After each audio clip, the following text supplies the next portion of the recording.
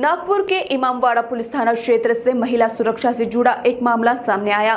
देर रात ऑटो में सफर कर रही एक महिला ने अपने साथ कथित तौर पर छेड़छाड़ होने की शिकायत दर्ज करवाई।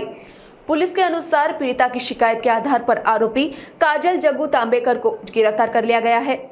मामले में संबंधित धाराओं के तहत केस दर्ज कर आगे की कानूनी कार्रवाई की जा रही। फिलहाल पुलिस घटना के सभी पहलुओं की जांच कर रही है और मामले से जुड़ी साक्ष्य जुटाए जा रहे।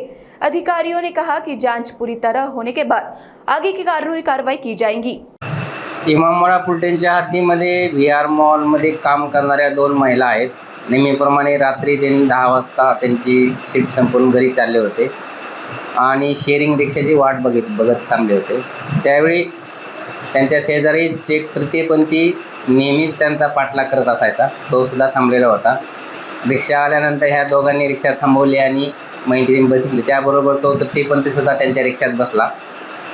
फिर्यादीच्या सोबत तो चिटकून बसला, तू मला ओळखत नाही का, माझ्याशी का बोलत नाही असं म्हणून फिर्यादीच्या छातीला त्याने हात लावला आणि त्यामुळे फिर्यादीने तात्काळ त्याच्या भावाला फोन लावून जगनाडे चौकात बोलवले।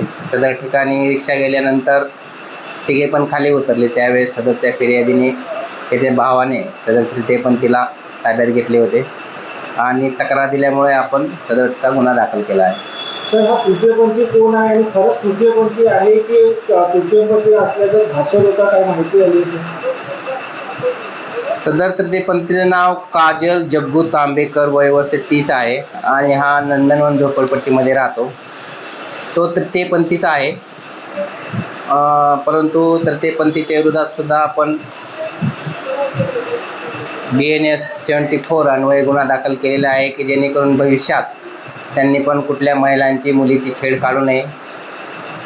तृतीयपंथी असल्याचा फायदा अजून कोणाला त्रास देणार नाही या अनुषंगाने आपण सदरचा गुन्हा तात्काळ दाखल करून त्याची दखल घेतलेली आहे।